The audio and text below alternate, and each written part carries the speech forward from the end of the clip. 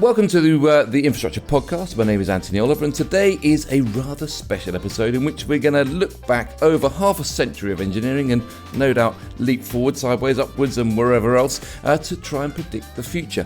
Well, back in November 2001, when I was editor of New Civil Engineer, I interviewed today's guest, Mark Whitby. He was just about to take on the role of president of the Institution of Civil Engineers, one of the oldest and most prestigious engineering institutions in the world. And after 2 hours in his company asking questions and taking notes, I wrote, his mind has raced through 1,000 issues, the conversation leaping through the subjects of bridges, solar-powered aircraft, steam engines, power cells, sustainability, urban design, modern art, and the culture of engineering. Well, frankly, we were both exhausted. In those days, we described Mark as the enfant terrible of the profession, hugely creative, enthusiastic, passionate engineer with the love of design, architecture, art, objects of beauty, and a talent for building successful businesses, and of course for rubbing people up the wrong way. He was perfect material for a journalist. It's 50 years since Mark left London University with a degree in civil engineering, and after toying with the idea of becoming an architect or a landscape architect, he set about making his mark as an engineer with firms including Harrison Sutherland, Sir John Fairclough, Bureau Happold, and Anthony Hunt and Associates. But in 1982, he was ready to take on the world alone, and with colleague Bryn Byrne and later Mike Crane, he set up what became the hugely successful Whitby Bird and Partners, a business that he would eventually sell to Danish giant Ramboll in 2007. But of course, Mark being Mark, he wasn't ready to sit back and rest. Some other businesses have followed, including Whitby and Mohair Engineers in the UAE, and of course Whitby Wood in the UK, where he still works with Seb today. So, what makes him tick? What's in his mind? Let's find out. Mark, welcome to the Infrastructure Podcast today. Hi, Anthony. Great to see you there, Mark. And after 50 years working in engineering, any regrets about your career choices? Anything still unfulfilled? Loads of regrets. I really should have been a sculptor. That's what I should have been.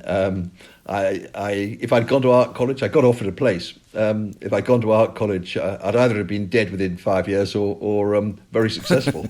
So simple as that. And but that was 1968 when I was, students weren't behaving very well at that point in time. So my parents were a little worried. Well, I mentioned your reputation for feather ruffling, the enfant terrible, the agent provocateur, working inside and then, and outside the professional system. Have you achieved what you sought in terms of, driving change in the industry? Well, I don't think I ever sought anything. I did actually see the need for change. And the more you got involved, the more people... Actually, some people encouraged you in. I think, in a sense, I was biting the heels of the institution so much that they thought the only way to neuter me was to get me in, and effectively it did that. You sort of. You're spent force after you've been president. But I definitely changed the trajectory. I don't know about spent force. Well, as far as the institution's concerned, I am not as far as the industry by any means. But the in a sense, you don't get invited back. Yeah. But I know I changed the trajectory of the institution. It was going in a very strange direction. But you were all about collaboration. You've always been about collaboration. You formed the engineering club. You formed the Edge to promote better, more sustainable discussions across the professions. Nearly 20 years ago, you wrote a report on the challenge of cross-party political support for policies to tackle climate change, and you also co-founded Element Energy to try to chart this route towards decarbonisation. You've been chomping at the bit to accelerate us, towards this new future. What lessons have you learned about bringing people together and with you? Well, all those little things, a lot of those little things have gone on to be quite big things. Element Energy, the people we founded that with, Shane and Ben. Ben's now working with the JCB people and pioneering hydrogen vehicles in construction and in whole transport things. In 2000 we were planning hydrogen buses. We were in the process of helping the London Transport buy their hydrogen buses. We were looking at solar power. We were pioneering it. And I went on to help found a solar company, Evo Energy, which is going today. It was obvious that there were certain things that were coming forward that were alternatives to what I would call the status quo. And the problem is you had the very strong status quo at the time, who had their ideas. They were generally in their 60s, and they knew that the answer to the world's problems was going to be more nuclear energy. And in the process of doing that, they didn't half undermine the other alternatives. Well, we're going to talk a bit more about your passion and efforts around energy and sustainable energy in particular. But just going back a little bit towards the start, you studied civil engineering, as I say, at University of London, and you worked for a range of really impressive and influential engineers. Alan Harris, Ted Happold, Anthony Hunt. Before setting up Whitby Bird. I mean, do you have someone in your mind that you would describe as your main influence when you've been going through your career? It's very interesting that in truth they were lovely people. I had James Sutherland particularly. These were great people. They became friends. Alan Harris especially. Well, I didn't necessarily work closely with them, but you were part of the organisation and you watched them working. But the real influence on me was going to work on site and working with trades. And what you begin to what you realised there was that actually all that we were about in design is actually taking ideas and making them happen. And it's a process of understanding what people can make, i.e. the trades can deliver, what information they need in order to do it, and more to the point, what they need to price it. And it was that collaboration that we took forward when we went into Whitby Bird, and we now do in Whitby Wood, which is the fundamental of it. It's understanding the process, making things possible. And as an engineer, whether you're working in steel or concrete or timber, it's understanding the system and delivering that buildable solution.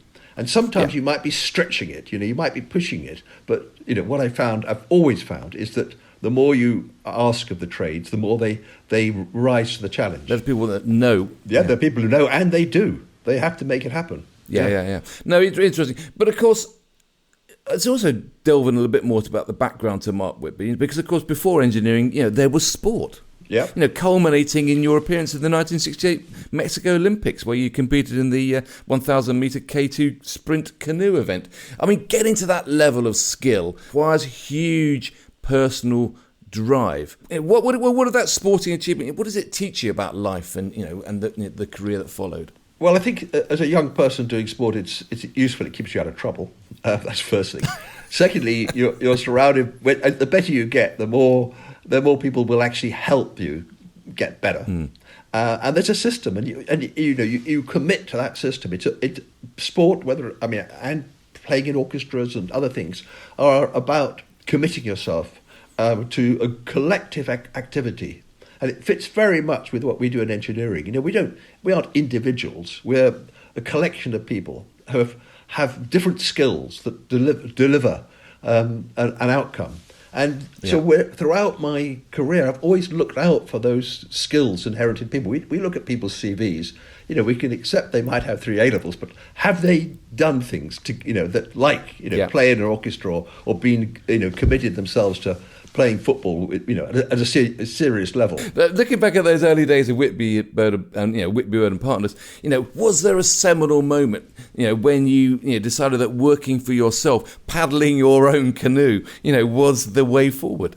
I think it's interesting. I'd worked for a number of people, and there was always a frustration with the way they managed. And we as engineers, we've all gone to university. We've all worked very hard to get to university. We've all gone to university, got our degrees, and you come out, and they sort of play secret squirrel with the sort of how is the job going? What are the finances behind it? There was a sort of hierarchy. That generally speaking, an accountant in a room with a computer.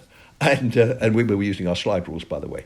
And, you look at it and think, this is wrong. I'd used computers at university. I didn't expect to sort of have to go back to square one. It's very useful to know, to be able to do that sort of calc and, speculate out how it's going to work. But when you get hold of a computer, you could do a bit more quickly, and you could develop your intuition very quickly as well. So, that there was that disconnect. And what happened is I worked as long as I could for other people. But I eventually reached the point where their frustration, by the way, with me, was so much that it was obvious I better set up on my own. And I realised when I said I could have got off on my own, but I would have ended up maybe like Tony Hunt being seen as a person who could do very good steel single-story sheds. Might be very nice, but I wanted to do more than that. I wanted to be able to work with the commercial architects and commercial clients, and so I paired up with Bryn, who had his own, and we'd worked together at Howard Sutherland, but his subtly different skills, if you follow me, and that made a great partnership. And we built from there. Yeah. Also, there was another thing that really happened. When I worked for Tony Hunt had promised he'd do some teaching at Oxford Polytechnic. He couldn't do it, or didn't do it. He gave me the job. And I sat there with these various other architectural tutors.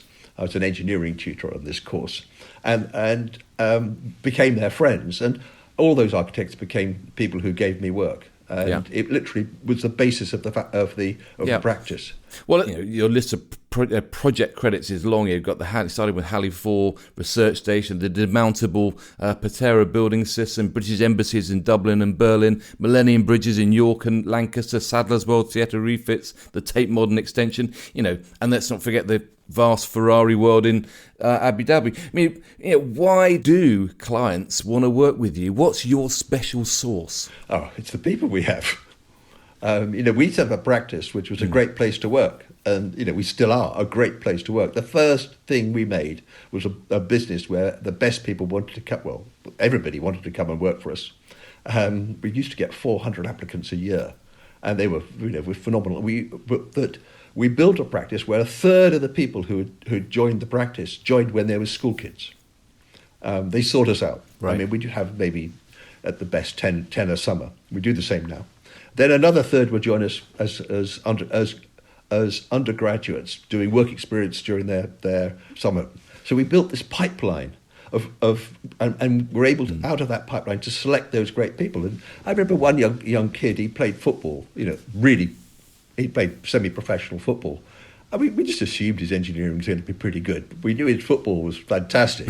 But we built a collaborative group of people, and they were all talented. They all worked together, and what we did was just provide them with the basic infrastructure so they could succeed. And these are people who were all having fun while they were doing it, and really being in an environment which was, I suppose, mutually creative. Yes, and you see, what would happen is you'd have that special project, and somebody else might be working on something which would be relatively boring, but they were part of a collective delivering those things. So if people would say, "Well, what are you doing?" You could have those things.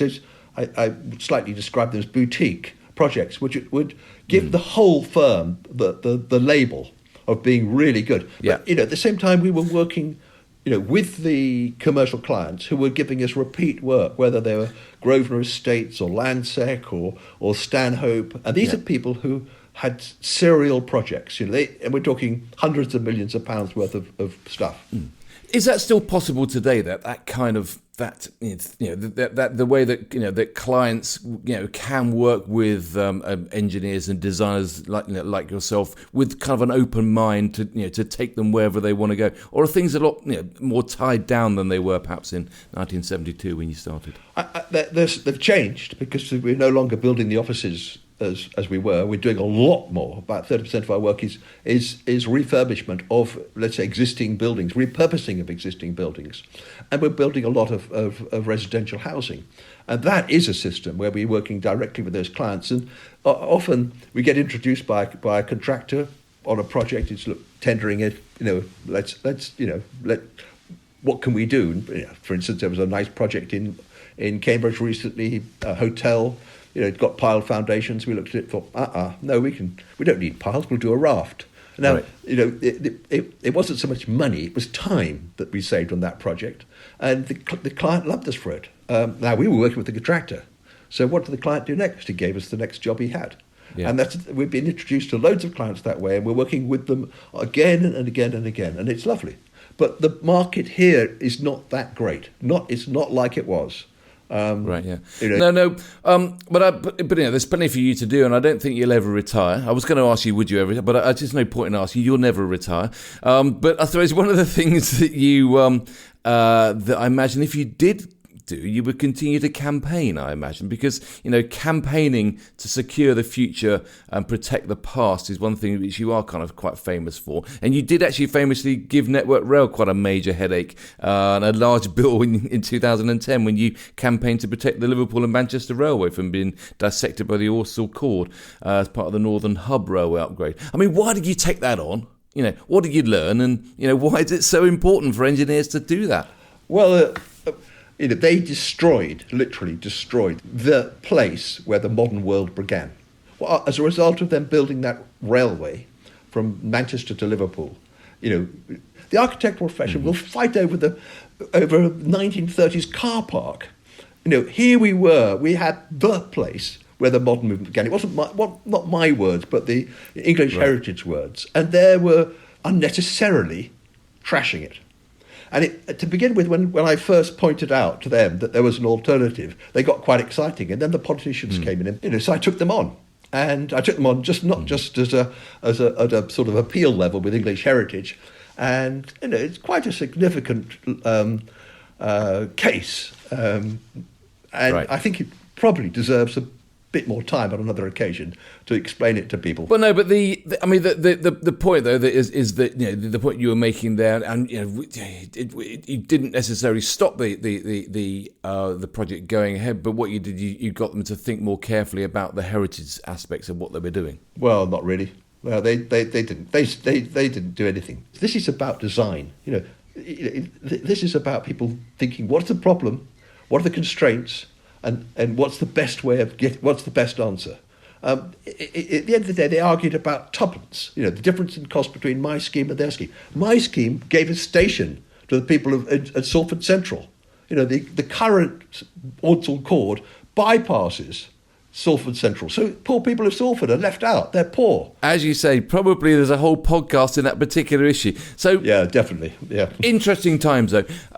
One of the things you also do now is you're looking an awful lot forward. We talked about the work you did with solar power and developing energy companies. It's clear that infrastructure sits at the heart of our net zero carbon challenge, and of course we are preparing for the big wind down of government policy on green initiatives. The post Uxbridge impact perhaps. So I suppose how can professional engineers like yourself really underline the value and the importance of this drive and policies that drive towards net zero and accelerate the UK, the world's move towards a more sustainable future?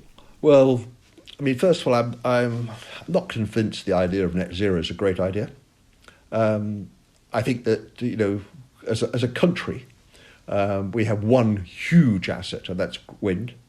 And the government have just failed in the last round of the auction of the sites, which is a good thing really, because now they have to recognise that they've got to be thinking of having a little bit of a higher strike price for the next generation of wind turbines, because we've had inflation and further costs building into the system. So we needed to accelerate our wind energy, but the trouble was that back in my time as president of the institution, we had organisations like the Royal Academy of Engineering who were dishing wind and solar and basically saying the only answer was nuclear. As a result of that thinking and those policies, they were pushing to government on a big level. We didn't develop the wind energy businesses in this country. And our industries, like Rolls-Royce and others, they're basically playing catch-up. At the moment, I'm peripherally involved in a project up in Middlesbrough where we're building a plant to build 1,000-ton monopiles for offshore wind. It's not going to go away. We are going to have a lot of offshore wind here. Now, today, if you look at the stats, we're about 90% wind. It is windy, I agree with you. When we double that, we'll have 180% of the energy that we need. We'll be shipping it elsewhere, but also we're going to have a whole load of new industries coming here because of this source of energy. That's our natural source. And why I say that net zero is a bad idea is I think the decisions we're making today would be different if we said, look, we're going to spend so much carbon in getting to net zero, we're building nuclear power stations as we are today and various other things. If I said to you, if you didn't spend that carbon, if you built systems quickly which saved you from spending that carbon now, you would be allowed in the future to use that carbon, i.e. gas. That would change the equation slightly, because I'd be saying, oh, well, that's great, because I can put all this extra wind in and I can have this gas in reserve for when and the occasion happens when we haven't got the wind. So the gas is the battery, it's the backup. The two fit together beautifully. Anyway, there's another equation to put into the picture. By the end of the year, the people manufacturing PV panels will be delivering 1 terawatt of PV panels. Those panels, when deployed, which one could assume is going to be 2025, will produce, and this is the lovely equation, the power of 100 1 gigawatt nuclear power stations. Now, that's the future. Right. They're racing ahead. Nuclear is just slipping behind. It's gone. You've also built your very own field of solar panels. And did it a couple of decades ago, I think. Or no, it's at least a decade ago. What's your learnings from that particular foray into off-grid power? Well, it's great. The thing about solar panels is you put them up and they look after themselves. You can give them a bit of a wash now and again. It doesn't make a big difference to the amount of power they produce, but keep them clean, great. They're not on the roof, so if the roof leaks, it's not a problem. I haven't got to take them off. Great place to put them. I've got I've got a battery going in shortly, and I've got an electric car. My lovely electric car sits there, sucking up this power, this solar power that I generate, the excess, and basically storing it in its battery. So I drive around the country for free. 200 miles, and yes, I have to recharge. But it's great. It's beautiful. It's the future. So one of the big things, which is has got to be a big driver in across the infrastructure, is this whole concept of circularity, and it's something which you've been talking about for decades. Why is circularity so difficult for the sector to achieve in practice? Well, it's we're getting there. I mean, if you look at some materials, you'll see that quite a lot of them get recycled pretty quickly. Lead, for instance, doesn't sit around for long. It's got a value. Anybody who can find a bit of lead can take it to a scrap merchant, provided they can prove they didn't take it off a church roof, and get a good price for it. There's a similar price to steel. And there are two forms of steel. One is a beam that can be defined as a piece of good working metal and could be put to good use. It doesn't need to be scrapped. It needs to be recycled, just like we used to recycle the fireplaces and doors down in Bath and various other places. So it'll all come back, into the system. But the other one is the fact that we've probably got enough steel in circulation in this country to actually mean that we are self-sufficient. We can be self-sufficient in steel. And we're working with Bath University and Cambridge University at the moment with a PhD, which is looking at just this situation. What will the world look like in 2050? What will our construction industry look like in 2050? How will we build our buildings? What are the materials we'll use? Now, a lot of those materials are going to be indigenous materials that are local to the site. So you go back to, vernacular architecture in a sense. Thatch could be a way of building. Timber, well, we've got to think carefully about timber, but yes, timber will be. But certainly we will be recycling much, much more of what we use. Which it goes to the heart of what design is all about. I know you've always been really passionate advocate for good design. And I interviewed Harbinder Birdie recently on the podcast, and he's working with the ICE to champion good design and good designers. What advice would you give him about boosting the quality of design going into the profession? Well, for the last 50 years, let's say 40 years, I have been involved in teaching architects about engineering. Strange enough, I've never been asked to teach engineers about engineering or engineering design. Design is deciding what the problem is. Design is what didn't happen at Ordsall. They just had a solution and they didn't investigate it. They didn't follow it through. They didn't look at the alternatives. Design is actually deciding what is the problem and what is the solution. Yeah. Not what is the rebar in the wall, if you understand me. Which I suppose, it's getting engineers to lift their gaze, getting their engineers to lift their gaze, perhaps stuff which other professions have historically been doing better. I don't think we can criticise the profession too much, but it has got a tendency to have its head down and its blinkers on. And, one of the problems is that we're siloed. I don't believe you can design an airport without thinking about the aeroplanes. I don't think you can design a road without thinking about the cars. You can't think about a structure without thinking about the services and the architecture. And we are failing society by remaining as specialist organisations.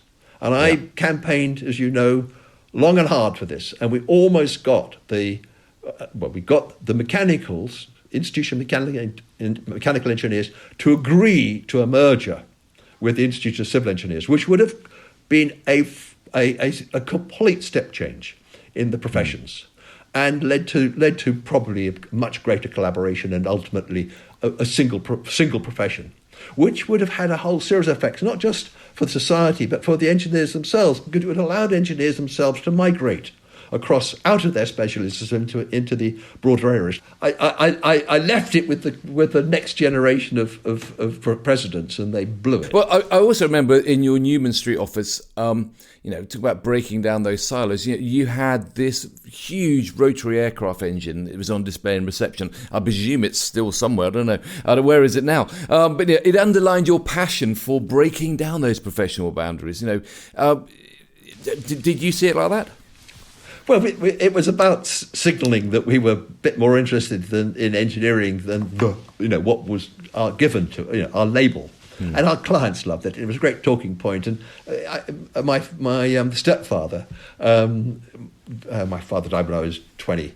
My stepfather was a Rolls-Royce engineer, and a lovely man. He went to King's too, by the way. And we managed to borrow it from from them.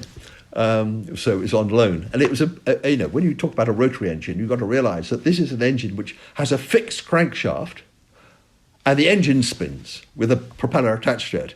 These things, they were like the 1830 railway line. They broke through. They made a difference to our world. I mean, for all the professions that you could or couldn't have been or have been involved in, one of the things which I do also detect is that you are a very strong leader, and we talk about the need for strong leadership when it comes to infrastructure development and setting policy, as well as setting design strategy.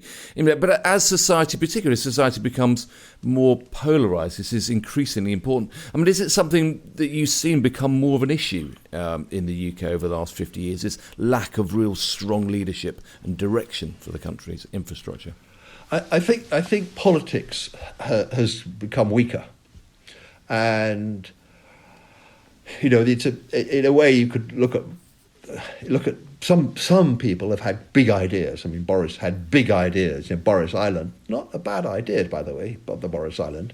But there's a sort of push that comes sometimes with these things being a political thing, and they develop a momentum. But as they develop a momentum, the world changes.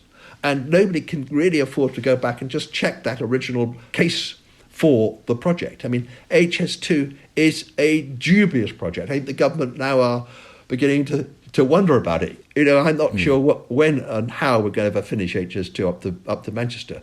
Yes, okay, if we're going to do it, let's do it properly. But let's also accept that maybe the need for business travel has changed. We're talking, remotely.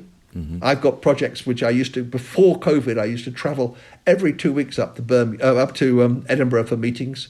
Now, I haven't been there once in the last 2 years. Yeah. For a meeting, that is. It's extraordinary. Yeah. Well, as we approach the next general election in 2024, I mean, I interviewed Ian Stewart, the leader of the Transport Select Committee, and we talked about the fact that transport's never going to be an election-defining issue. Is it possible? Will it ever be possible to switch our leaders onto the value of a clearer energy policy, for instance, or clearer, better transport policy, or better social policies? Is that ever going to be possible in your mind? I think there are a series of issues which are coming to the fore now with the electorate, with people. Clean water, our sewage going to the rivers. It's desperate what's been going on there, and it's all about the privatisation and the mismanagement of those companies. So clearly, I know that's going to be an issue in certain areas. That might be an election-defining issue. I think people are a lot of young people are genuinely concerned about the environment. Things are beginning to happen on a scale, whether it's in Libya or Norway or Los Angeles or whatever. These things are beginning to show them. Climate change is beginning to show itself. And people have a genuine reason to expect their politicians to address the issue.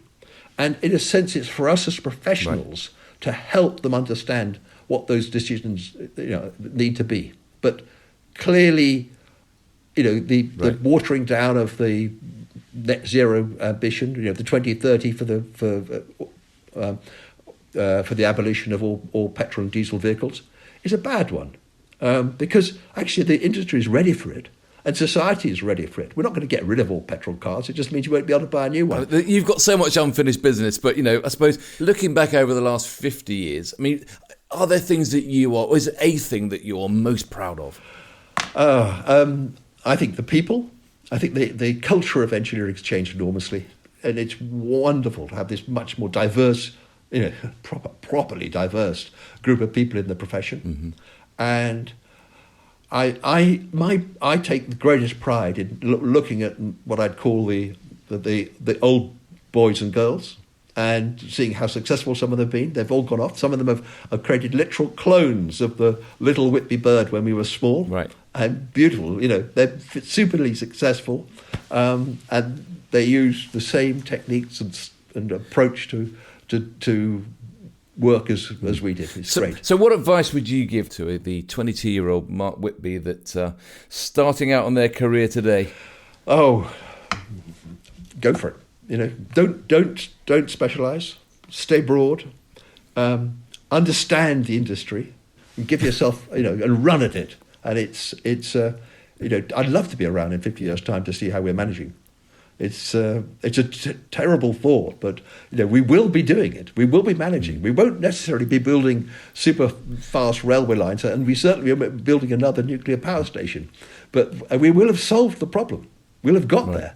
The politics need to step up to the mark. As I say, I think there's a huge amount of unfinished business. But Mark, thanks so much for joining me today. That's all we've got time for on the Infrastructure Podcast today. But it's a really thought-provoking conversation, as usual. Quite a lot of different issues there. So thanks very much for joining me today, and thanks for sharing your thoughts.